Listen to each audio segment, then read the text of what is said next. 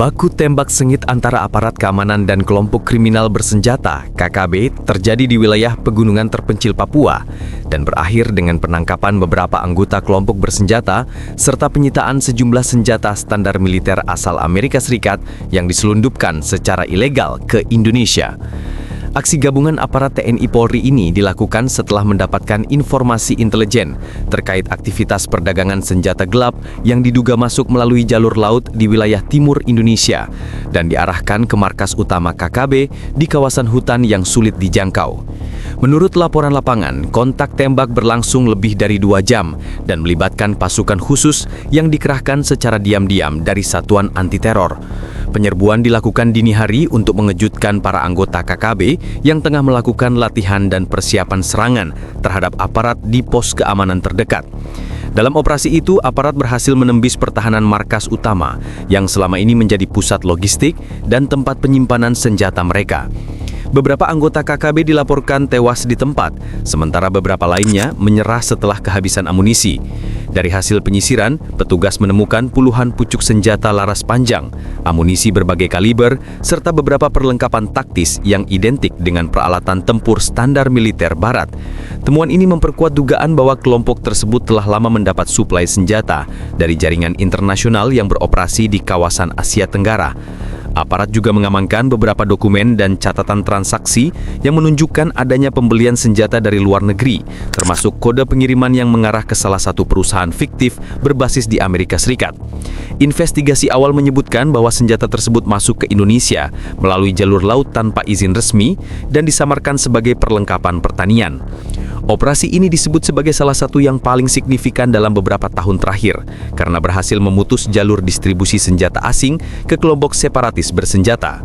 Pemerintah memastikan bahwa seluruh barang bukti telah diamankan untuk keperluan penyelidikan lebih lanjut, sementara pasukan gabungan masih melakukan pengejaran terhadap sisa anggota kelompok yang melarikan diri ke hutan setelah baku tembak berlangsung. Kepolisian dan TNI juga menegaskan bahwa investigasi akan diperluas hingga ke luar negeri guna menelusuri asal-usul senjata dan pihak-pihak yang terlibat dalam jaringan penyelundupan ini. Sejumlah instansi keamanan dikabarkan telah berkoordinasi dengan lembaga internasional untuk membongkar jalur pendanaan dan pengiriman yang digunakan kelompok tersebut. Operasi penyerbuan terhadap markas KKB ini dimulai dari hasil penyelidikan intelijen yang sudah berlangsung selama lebih dari 3 bulan. Tim gabungan TNI Polri berhasil mengidentifikasi lokasi persembunyian utama kelompok bersenjata itu di kawasan hutan pegunungan yang sulit dijangkau di perbatasan antara 2 kabupaten di Papua. Berdasarkan laporan intel, markas tersebut digunakan sebagai pusat koordinasi serangan dan tempat penyimpanan senjata selundupan yang baru tiba dari jalur Laut Timur. Sehari sebelum operasi, satuan khusus melakukan observasi udara menggunakan drone pengintai dan citra satelit untuk memastikan posisi pasti markas serta jumlah orang bersenjata di dalamnya. Data menunjukkan aktivitas mencurigakan berupa pergerakan logistik dan latihan menembak di area terbuka, memperkuat dugaan bahwa mereka sedang bersiap melakukan serangan terhadap pos aparat keamanan. Pada dini hari, sekitar pukul 3.45 WIT, pasukan gabungan terdiri dari satuan TNI dan unit khusus BRIMOB diterjunkan melalui jalur darat dan udara. Sebagian besar pasukan menyusup diam-diam ke area sekitar markas tanpa menyalakan penerangan, sementara tim lain menempati posisi strategis di ketinggian untuk memberikan perlindungan dan pengawasan. Begitu posisi terkunci, komando serangan langsung diberikan melalui frekuensi terenkripsi agar tidak terdeteksi oleh jaringan komunikasi KKB. Tembakan pertama terdengar ketika salah satu penjaga KKB menyadari pergerakan pasukan di sisi timur. Kontak tembak pun tak terhindarkan. Selama lebih dari 2 jam kedua pihak saling bertukar tembakan di tengah medan hutan yang gelap dan berkabut. Namun berkat koordinasi dan perencanaan matang, pasukan aparat berhasil menguasai area markas sedikit demi sedikit. Pukul 6.10 WIT, suara tembakan mulai mereda setelah sejumlah anggota KKB menyerah dan sebagian lainnya melarikan diri ke arah perbukitan. Saat penyisiran dilakukan, ditemukan ruangan bawah tanah yang digunakan untuk menyimpan senjata, amunisi, dan perlengkapan tempur. Di tempat itulah, aparat menemukan beberapa peti kayu berisi senjata laras panjang tipe M4 dan AR-15 yang identik dengan buatan Amerika Serikat. Selain senjata, ditemukan pula perangkat komunikasi canggih, peta operasi, dan beberapa dokumen berisi catatan transaksi pembelian senjata dengan kode mata uang dolar AS. Semua barang bukti langsung diamankan, sementara beberapa anggota KKB yang ditangkap dibawa ke pos komando terdekat untuk diinterogasi. Komandan lapangan menyebut operasi ini sebagai hasil sinergi kuat antara satuan intelijen, pasukan tempur, dan dukungan teknologi pengintaian. Ia menegaskan bahwa tidak ada toleransi terhadap aktivitas bersenjata yang mengancam keamanan negara, terlebih jika melibatkan suplai senjata asing. Operasi lanjutan kini fokus pada pengejaran sisa anggota kelompok serta pengungkapan jaringan internasional yang memasuk senjata ke wilayah konflik tersebut. Hasil interogasi awal terhadap anggota KKB yang ditangkap membuka fakta mengejutkan tentang jaringan penyelundupan senjata yang selama ini mendukung operasi kelompok bersenjata tersebut. Dari keterangan para tersangka, diketahui bahwa senjata yang digunakan bukan hanya berasal dari sisa-sisa konflik lama, melainkan juga dari jalur penyelundupan modern yang melibatkan perantara asing. Beberapa nama disebut sebagai penghubung antara pemasok luar negeri dan oknum di wilayah pesisir timur Indonesia. Salah satu anggota yang menyerah kepada aparat mengaku bahwa kelompoknya sudah 2 kali menerima pengiriman senjata dalam 2 tahun terakhir. Jalur penyelundupan itu disebut melalui perairan Pasifik menggunakan kapal kecil yang menyamarkan muatan sebagai bahan pertanian dan alat berat. Begitu tiba di wilayah pesisir, barang-barang tersebut dipindahkan ke kapal nelayan lokal yang kemudian membawanya ke titik-titik rahasia di hutan Papua. Lebih jauh, hasil pemeriksaan menunjukkan bahwa sebagian besar senjata yang ditemukan merupakan varian M4A1 dan AR-15 lengkap dengan aksesoris tempur seperti teropong bidik, magazin tambahan, dan amunisi kaliber 5,56 mm.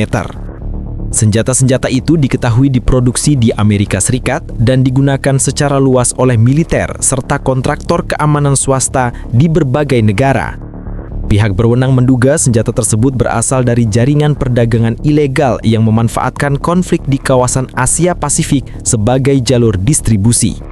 Selain itu, ditemukan juga bukti berupa catatan transfer dana melalui mata uang dolar AS melalui rekening luar negeri yang diduga digunakan untuk membayar pengiriman senjata tersebut.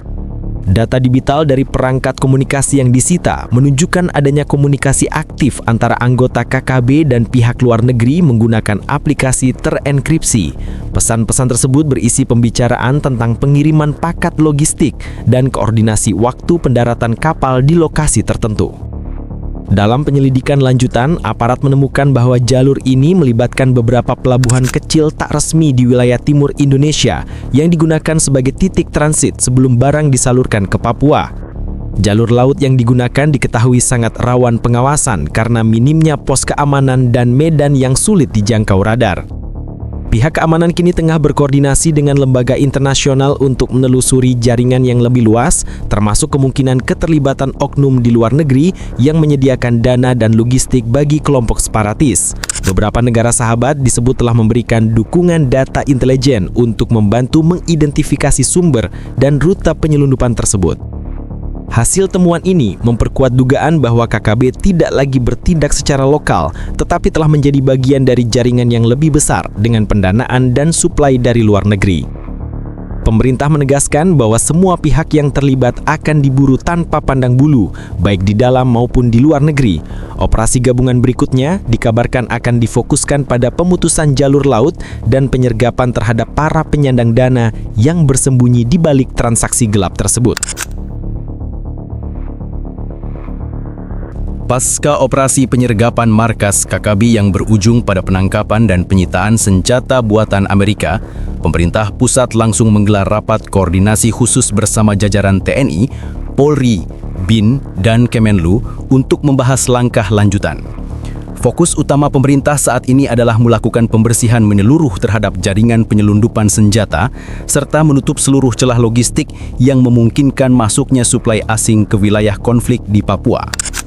Dalam pernyataan resminya, Menteri Pertahanan menegaskan bahwa temuan senjata standar militer asing di tangan kelompok bersenjata merupakan ancaman serius terhadap kedaulatan negara. Ia menilai bahwa jaringan tersebut tidak mungkin beroperasi tanpa dukungan pihak luar yang memiliki akses dan kemampuan distribusi internasional. Karena itu, Indonesia akan memperluas kerjasama intelijen dengan sejumlah negara untuk melacak asal-usul senjata tersebut, termasuk melalui jalur diplomatik dan lembaga keamanan global. Panglima TNI menyatakan bahwa operasi militer tidak akan berhenti pada satu titik, melainkan akan dilanjutkan dengan pendekatan sapu bersih terhadap seluruh kantong pertahanan KKB yang tersisa. Ia menginstruksikan peningkatan patroli di jalur laut timur, perbatasan, dan daerah pegunungan yang sering digunakan sebagai tempat persembunyian. Dalam waktu dekat, satuan gabungan tambahan akan dikirim untuk memperkuat pos keamanan dan mempersempit ruang gerak kelompok bersenjata. Sementara itu, Kepolisian Republik Indonesia menyiapkan langkah hukum untuk menjerat para pelaku penyelundupan, termasuk kemungkinan melibatkan undang-undang terorisme dan perdagangan senjata ilegal. Tim penyidik juga tengah menelusuri jaringan finansial yang digunakan untuk membeli senjata, serta mendalami kemungkinan adanya oknum lokal yang berperan sebagai perantara dalam transaksi tersebut. Pemerintah menegaskan bahwa penegakan hukum di Papua akan dijalankan dengan tegas namun tetap menjunjung prinsip kemanusiaan. Langkah-langkah keamanan akan disertai dengan pendekatan sosial guna mencegah masyarakat sipil ikut terlibat atau terpengaruh oleh propaganda kelompok bersenjata. Di sisi lain, upaya pembangunan dan pemberdayaan ekonomi di wilayah terdampak konflik akan dipercepat untuk menghilangkan ketergantungan masyarakat terhadap jaringan ilegal yang selama ini memanfaatkan situasi di lapangan. Sejumlah pakar pertahanan menilai keberhasilan operasi ini menjadi titik balik penting dalam upaya menekan eskalasi kekerasan di Papua.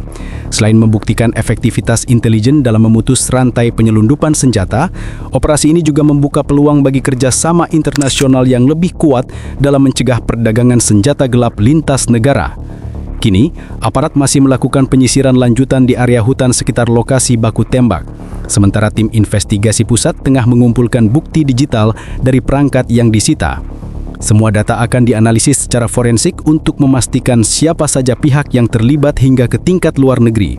Pemerintah menegaskan bahwa tidak akan ada kompromi bagi siapapun yang mencoba mengancam keutuhan NKRI melalui jalur bersenjata atau dukungan asing.